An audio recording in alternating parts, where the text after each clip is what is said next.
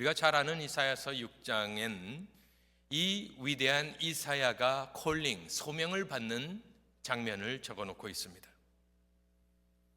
그 첫 마디는 뭐라고 나와 있느냐? 우시야 왕이 죽던 해라고 합니다. 우시야. 이 우시야는 아사랴라고도 이름이 적혀 있는 사람으로서 저 해는 740년 BC입니다. 주전 740년, 예수님 오시기 전 약 800여 년 전의 일입니다. 이 사람은, 우시야는 16세의 왕이 되었습니다. 16살 티네이저 때. 그리고 52년을 통치합니다. 52년 동안 왕좌에 앉아 있었습니다. 그의 리더십 하에 이는 10대 왕이 됩니다. 남유다의 10대 왕이 되는 사람인데, 이 사람 밑에서 남유다는 솔로몬 시대의 고토를 다 회복하게 됩니다. 군사적으로, 문화적으로, 경제적으로 이 사람 밑에서, 우시야 밑에서 유다는 중흥을 누리고 대부흥의 역사, 강성대국을 이루게 된 아주 강력한 왕입니다. 하지만 아시는 대로 말년에 교만해졌습니다. 그래서 문둥병을 입어 왕의 묘실에 묻히지 못하고 따로 장사되는 비참한 말년을 맞이하게 되는 왕이 또한 우시야입니다. 이 사람이 죽었을 때, 52년을 통치했던 왕이 죽었을 때는 어땠을까요? 지금은 뭐 이렇게 부서도 많고 여러 가지 나라들이 한 사람이 바뀐다고 해서 흔들리지 않지만, 당시는 왕이 전부일 시대였습니다. 얼마나 평강을 누렸던 사람들이 불안하고 떨게 되었을까요? 우시야밖에 모르는 사람들입니다. 국제 정세는 어땠을까요? 그냥 죽었나 보다가 아니라 그 당시에는 이 시대와 마찬가지로 아주 격변의 시기였습니다. 저기 우리 조상들은 한반도 끝에 살면서 대륙의 정세에 민감하게 반응하였습니다. 그 중원에서 일어나는 일은 꼭 우리 조상의 땅에 영향을 미쳤던 것처럼 이 사람들도 변방 끝에 살고 있는 사람들입니다. 그래서 그들의 중원은 어디였냐면 메소포타미아입니다. 지금의 현재 이란, 이라크. 거기서 누가 정권을 잡고 거기가 어떻게 되느냐는 꼭 유다에 영향을 미칩니다. 왜냐하면 거기에 정권을 잡은 사람들은 이집트를 점령하려 하기 때문에 중간에 끼어 있는 유다는 항상 짓밟히게 되어 있었습니다. 그래서 저쪽 중원에 먹구름이 끼기 시작합니다. 우시야 때는 건드리지 못했습니다. 하지만 디글랏 빌레셋 3세라는 사람이 일어납니다. 이 사람은 우리가 아는 알렉산더 대왕과 같이 땅을 점령하는 사람이었고 첫 번째 제국을 건설한 사람이었다라고 보통 역사학자들이 이야기합니다. 팽창주의, 첫 엠파이어, 제국을 건설한 사람, 인류 역사상. 가는 도시들마다 점령하고 보통은 조공을 받고 끝내는데, 조공을 받는다는 것은 무슨 말이냐면은 그 나라를 가만히 놔둔다는 말입니다. 가만히 놔두고 조공만 받고 넘어가는데, 이 사람은 그렇게 하지 않았습니다. 처음으로 텍스를 받기 시작했습니다. 그리고 이 신아수르 제국의 대왕이 되는, 황제가 되는 이 디글랏빌레셋 3세는 그 중에 정책 중에 하나가 무엇이었느냐? 민족 말살 정책을 썼습니다. 그것을 어떻게 하느냐? 다 죽이는 것이 아니라 사람들을 옮겨 심는 것을 하였습니다. 민족들을 흩어버리고 서로 피를 섞어버리고 여기저기로 이주 이동을 하여서 그 민족 자체가 없어져 버리게 하는 것이 이 사람의 머리를 쓰는 것이었습니다. 그리고 그것은 북이스라엘이 망하게 됐을 때에 똑같이 적용됩니다. 북이스라엘만 한 것이 아닙니다. 이 사람의 정책이 그랬습니다. 민족을 섞어버리는 것. 그래서 북이스라엘을 흩어버리고 저기 멀리 살던 사람들을 북이스라엘로 이주하게 하고 살게 하는 것. 그래서 북이스라엘의 수도가 사마리아가 되는 것입니다. 이 모든 국제 정세, 왕이 죽었고 풍전등화와 같이 이제는 우리 유다는 어떻게 될 것이냐? 그때 우시야 왕이 죽던 해에 하나님께서 그에게 보여주는 것 무엇이 있느냐? 첫 번째로 높이 들린 보좌를 보았습니다. 우시야 왕이 죽던 해 내가 본즉 주께서 높이 들린 보좌, 이것은 무엇을 이야기하느냐? 이 땅에는 영원한 제국도 영원한 왕도 영원한 통치도 없다라는 것, 하늘 높이 들린 보좌를 보여주심으로 이 두려움에 떨고 있던 이사야와 그 민족들로 하여금 흔들리지 않는 것이 있는데, 변하지 않고 쇠하지 않는 것이 있는데, 그것은 바로 나의 보좌이다라는 것을 이야기하고 있는 것입니다. 그래서 이 보좌는 흔들리지 않고 사라지지 않고 없어지지 않는 것은 계시록 5장에 보면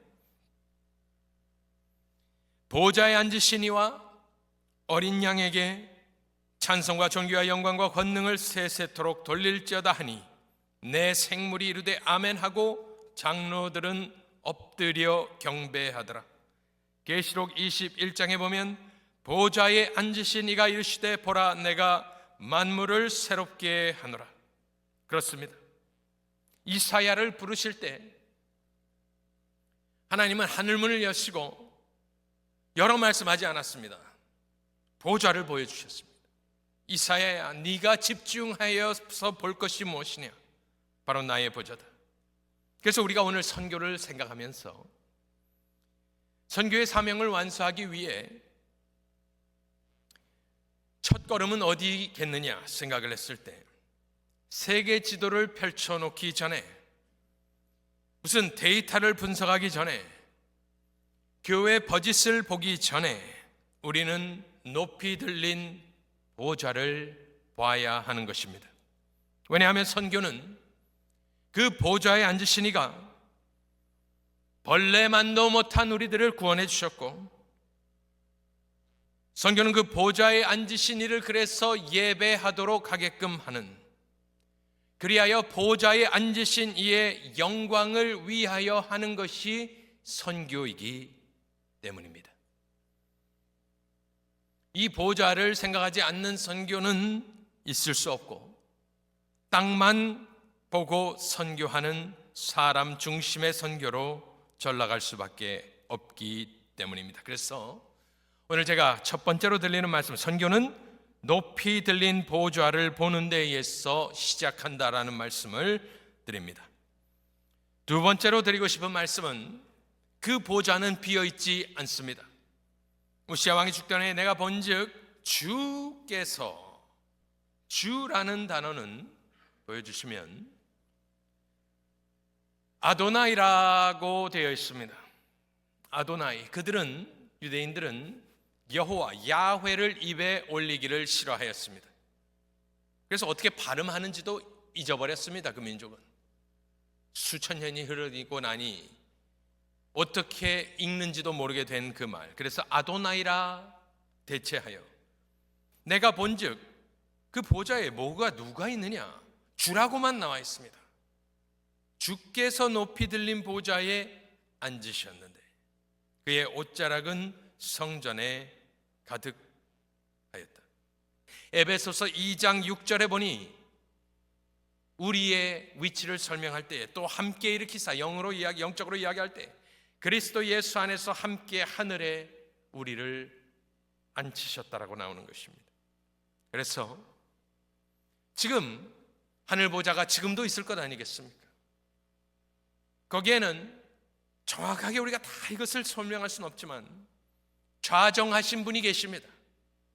하나님이 그렇게 앉아 계시고, 우리 입장에서는 하나님은 영이시지만 예수 그리스도는 우리가 볼 수 있고, 성경에서 부활하셔서 승천하셨고, 그렇다면 우리는 오늘 그 보좌를 볼 때에 비어있는 보좌를 보는 것이 아니라 전 세계를 통치하시고 우주를 다스리시는 우리 하나님을 믿음으로 볼 수 있어야겠습니다. 그래서 이 선교는, 또한 섬김은 내 삶의 모든 문제가 해결되어서 가는 것이 아닌 것입니다. 우리가 선교를 생각하고 가려고 작정하고 선교 헌금을 작정하고 이런 것은 그 보좌에 앉으신 이가 나를 사랑하시고 나를 구원하시고 나를 책임져 주신다라는 믿음을 갖고 있기 때문에 선교를 생각하고 작정하고 가게 되는 것입니다. 우리는 보호자는 이 시대에는 없지요. 하지만 이 초강대국인 미국에 저 백악관에 앉아 있는 사람이 나와 관계가 있다면, 언제든지 문을 열고 들어가서 헬로우 할 수 있다면 얼마나 우리가 기세등등하고 이렇게 생각을 할 수 있겠습니까? 하지만 그 백악관 보좌에 앉은 이에게, 저는 지금 이분을 지칭하는 것은 아닙니다만은, 거기 앉은 사람에게 나를 위해 죽어줄 수 있느냐 물어보십시오. 누가 당신을 위해 죽어주겠습니까? 그런데 이 보좌에 앉은 이는 예수 그리스도시며, 그는 나를 사랑하셔서 700여 년이 흐른 뒤에 육신을 입고 이 땅에 오셨다. 선교는 두 번째로 높이 들리신 예수 그리스도와 그의 구원과 통치를 보는 데서 시작하는 것입니다. 세 번째로는 누가 선교를 할 것이냐? 주의 거룩하심을 깨달은 사람이 선교를 가는 것입니다. 3절에 보면 이 천사들이 희한한 천사들입니다. 구약에는 체룹, 그룹이라는 천사들이 있고, 근데 그룹이라는 천사는 이 에스겔에 나오는데 막 바퀴가 굴러가는데 밑에 있는 이 천사들로 보통 신학에서는 등급이 낮다고 생각을 합니다. 이 스랍이라고 되어 있지만 세랍 혹은 세라핌이죠. 이 세랍이 어쨌든 가장 높은 천사 중에 하나일 것은 보좌 가까운 데 있기 때문입니다. 그런데 아시는 대로 얼굴 가리고 발 가리고 둘로 나는 희한한 모습으로 되어 있습니다. 그런데 그들이 하나님을 묘사하며 찬송하며 무엇이라 하는가? 3절에 보니까 그들이 불러 이르는 것이 이제 이사야가 듣는 겁니다. 뭐라 그러느냐? 아니, 지금 얼마나 세상이 복잡한 시대인데 그 말씀을 제가 좀 드리고 싶은 것입니다. 아니, 저기서 지금 디글라블레셀이 일어나고 아수르가 이제 강대국이 되고 언제 침공을 받고 무너질지 모르고 이 왕이 죽었는데 우리는 어떻게 먹고 살겠느냐? 이 740년 BC에는, 우리는 2025년이지만 740년 BC에는 우리가 어떻게 살아남겠느냐? 복을 주옵소서, 우리를 살려주옵소서, 이런 말을 해야 될 거 아니겠습니까? 나를 향하신 계획을 듣고 싶고 그런 것이 아니라 이 천사들이 하는 말은 거룩하다를 3번 반복하는 것을, 영광 이야기하는 것을 이 이사야는 듣고 보고 있는 것입니다. 하나님의 관심이 그렇다면 어디에 있느냐? 하나님의 관심은 당신의 영광에 있는 것입니다.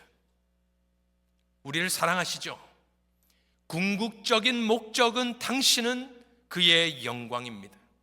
그의 영광을 위하여 우리를 찬송하도록 지으신 하나님, 그것에 관심이 있는 것입니다. 하나님의 근본 속성이 그래서 거룩이다, 3번 거룩하다 이야기를 하고 있습니다. 이것은 히브리 언어를 조금 알아야 하는데, 히브리 언어는 형용사가 거의 없습니다. 굉장히 투박합니다. 그래서 저는 히브리어도 조금 배웠고 헬라 말도 배웠고 했는데 히브리 말은 싫어했습니다. 생긴 것도 아주 어렵게 생겼습니다. 나중에 보시면 알지만 이게 다 박스처럼 생겨가지고 보기도 어렵고 읽기도 힘들고 어쨌든 그렇습니다. 그래서 그들은 표현 능력이 없습니다. 우리 한국말은 몇 가지만 예를 들어도 짭조름하다, 짜다가 아니라 짭조름하다, 영어로 해보십시오. 못합니다. 새콤달콤하다, 떫다, 감을 딱 먹었는데 떫다, 이거 어떻게 설명하겠습니까? 우리는 참으로 희한한 말들이 많이 있습니다. 근데 이 히브리 사람들은 단어가 없습니다. 정말입니다. 그래서 이것을 설명할 때 보통 우리가 어떻게 설명하냐면, 구약 성경에 큰 구덩이가 있습니다. 그돌라오메리배에 빠지는 큰 구덩이가 있는데, 큰 구덩이를 히브리 말로는 어떻게 하는 줄 아십니까? 구덩이입니다. 정말입니다. 구덩이. 순금을 뭐라고 하시는지 압니까? 순금, 히브리 말로 순수한 퓨어 골드, 순금을 뭐라 하느냐? 금. 그렇습니다. 히브리 말은 그렇게 아주 투박합니다. 그런데 그 히브리 말로 거룩하다는 무엇을 의미하겠습니까? 이 사람들이 표현할 능력이 없는 겁니다. 2번 반복하는 것은 있는데 3번 반복하는 것은 성경에 딱 한 군데 나오는데 이것입니다. 하나님의 속성을 이야기할 때 뭐라 했느냐? 사랑. 아닙니다. 은혜 할 수 있죠. 하지만 그가 들은 것은 이 여호와 하나님은 또 그리스도는 거룩하시다. 이것을 이사야야 너는 깨달아라. 2025년 740년대 어떻게 될 거냐 그걸 묻지 말고 내가 누구인지를 깨달아라. 보좌를 보아라. 천사들의 음성을 들어라. 거룩하다. 3번 거룩하다. 카도시라는 히브리 말입니다. 이것을 깨닫지 못하면 선교는 갈 수 없습니다. 왜냐하면 거룩함을 깨달아야지만 그 하나님은 죄를 심판하실 수밖에 없는 하나님이라는 것을 깨닫게 되기 때문입니다. 3번 거룩하신 하나님은 거룩을 눈 감아줄 수 없는 분입니다. 눈 감아주면 어떻게 됩니까? 거룩하지 않은 분이 됩니다. 죄를 봤습니다. 모르면 상관이 없겠지만 하나님이 모를 수도 없고 죄를 봤는데 심판을 안 하면 그 하나님의 공의는 무너지기 때문에 하나님의 속성 하나가 무너지게 됩니다. 하나님이 될 수 없습니다. 신으로 존재할 수 없습니다. 그래서 이 3번 거룩을 깨닫는 것은 너무나 중요합니다. 그렇다면 어떻게 해서든지 이 심판을 피해야 되거든요. 마태복음 10장 28절에 보면 예수께서 뭐라 하시냐면 몸은 죽여도 영혼은 능히 죽이지 못하는 자들을 두려워하지 말고 오직 몸과 영혼을 능히 지옥에 멸하실 수 있는 일을 두려워하라. 잘못된 신학은 하나만 강조하는 것이 잘못된 신학입니다. 하나님은 밸런스입니다. 사랑과 은혜만 강조하는 것 어긋납니다. 주의 말씀에 어긋납니다. 이사야의 말씀에 어긋납니다. 주는 변하지 않기 때문에 그 보좌에 앉으시니까 지금 변한 것이 아닙니다. 그래서 우리는 선교를 가야 하는 것입니다. 주의 거룩하심을 깨닫는 사람은 또 깨닫는 것이 있는데 자기의 죄를 깨달은 사람이 선교에 가는 것입니다. 5절에 보니까 성경에서 주를 만나는 장면들이 나옵니다. 근데 주를 만나는 모습을 보면 아무도 기뻐 춤추며 뛰지 않습니다. 아무도 그렇게 하지 않습니다. 그것은 너무나 중요합니다. 왜냐하면 성경은 이것은 핵심적인 것이고 이것이 표본인데 이것이 진리인데 하나님을 만난다. 우리가 보통 그런 표현을 많이 합니다. 중요하고 맞는 말이지만 우리는 각자 생각이 다 다릅니다. 그런데 정말 성경에 쓰여있는 진리의 말씀에 쓰여있는 하나님을 만났던 사람들은 다 한결같이 쓰러집니다. 여러분들 그거 아셔야 됩니다. 다 찬양하고 할렐루야 하지 않습니다. 다 코를 박고 엎드려서 무서워서 벌벌 떠는 것이 성경의 계시록의 요한도 그렇습니다. 끝까지 그렇습니다. 그때에 이사야가 이 모든 것을 보고 나서 할렐루야 하지 않습니다. 5절에 보니까 그때에 내가 말하되 나 화로다. 누가 망하게 되었느냐? 이스라엘이 망하게 되었다. 유다가 망하게 되었다 한 것이 아니라 내가 나여 망하게 되었도다. 나는 입술이 부정한 사람이요 나는 입술이 부정한 백성 중에 거주하면서 만군의 여호와신 왕을 배었음이로다 하였더라.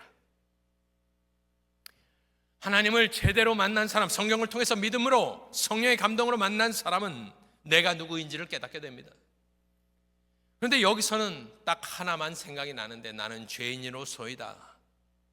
그러니 거룩 앞에, 그 존전 앞에 우리는 두려워 떨며 내가 망하게 되었다, 이대로는 죽게 되어 있다, 다 두려워 떨며 한결같이 깨닫는 것은 나는 죄인이다 라는 것을 깨닫는 것입니다. 그래서 선교는 하나님의 거룩하심을 본 사람, 또 선교는 내가 죄인임을 깨달은 사람들이 하는 것입니다. 그뿐 아닙니다. 선교는 죄사함을 받은 사람이 그래서 가는 겁니다. 6절과 7절을 보여주시면,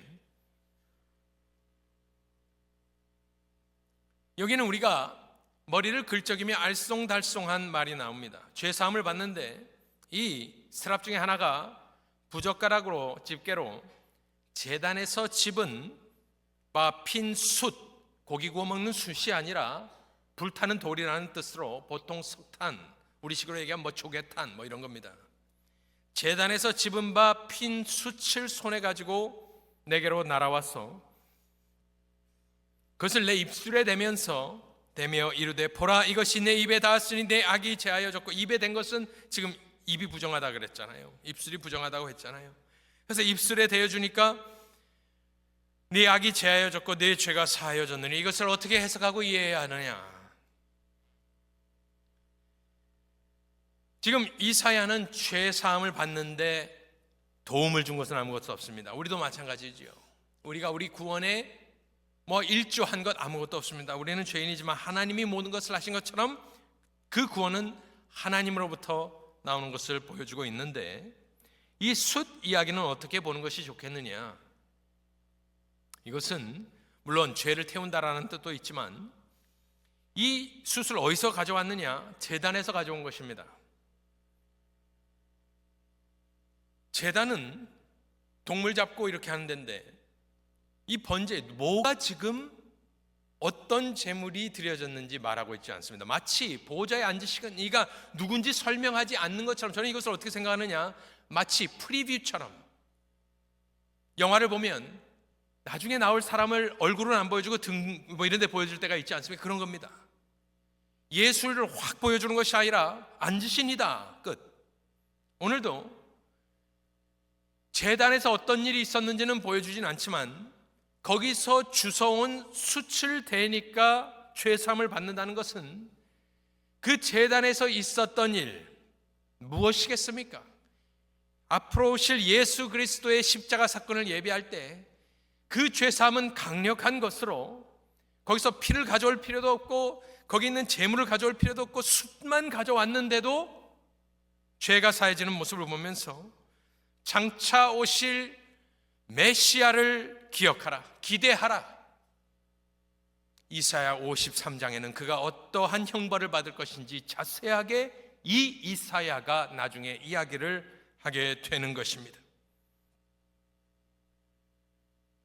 그래서 선교는 이 예수 그리스도의 공로를, 십자가를 믿는 사람들이 거룩하신 하나님께 소멸될 수밖에 없는 나였지만, 죄인이지만, 망하게 되었지만 내 공로 없이 이제는 숫 정도가 아니라 예수 그리스도의 보혈을 믿고 의지하여 죄 씻음을 받은 저와 여러분이 선교에 가게 되는 것입니다. 저 죽어가는 영혼들 왜 죽어가느냐? 거룩하신 하나님이 누군가 가서 복음을 전해주지 아니하면 망하게 되기 때문에 지옥에 멸할 것을 두려워하라고 예수께서 경고하신 것처럼, 우리는 나는 예수 믿고 죄산 받았으니 내가 가서 그렇게 할 것이다 하는 것이 바로 선교를 하는 것입니다. 마지막으로 선교는 누가 하느냐? 8절에 보니까 주의 목소리를 듣는 사람입니다. 그냥 쓰여 있는 것이 아닙니다. 이 목소리를, 주의 음성을 듣는 사람, 2025년 1월 둘째 주일 주께서 이르시되 내가 누구를 보내며 누가 우리를 위하여 갈고 물어보시는 이 음성이 여기 쓰여 있고 듣고 있는데, 이 음성이 귀에 들어오는 사람이 가는 겁니다. 들으실 수 있기를 축원합니다. 마지막 그 음성을 들은 이가 어떻게 합니까? 8절의 마지막에 보니까 누가 이렇게 이야기를 하니까, 그때 내가 이르되 제가 여기 있습니다, 저 사람이 여기 있습니다가 아닙니다. 내가 여기 있나이다. 그 다음에 나오는 말은 fill in the blank로서 여러분들이 알아서 하시면 되겠습니다. 내가 여기 있다라는 말은 내 상황을 인지하고 구원의 감격을, 주의 보좌를, 그것을 믿으며 내 자신을 주께 내어드리는 행위이겠죠. 내가 여기 있나이다. 거기까지 고백하는 사람은 하나님이 은혜 주시는 대로 나를 보내소서, 그것은 여러분들이 답해야 되는 숙제입니다. 하나님께서 은혜 주시는 대로, 힘 주시는 대로 그렇게 선교에 동참하시는 귀한 교회 되시길 간절히 축원합니다.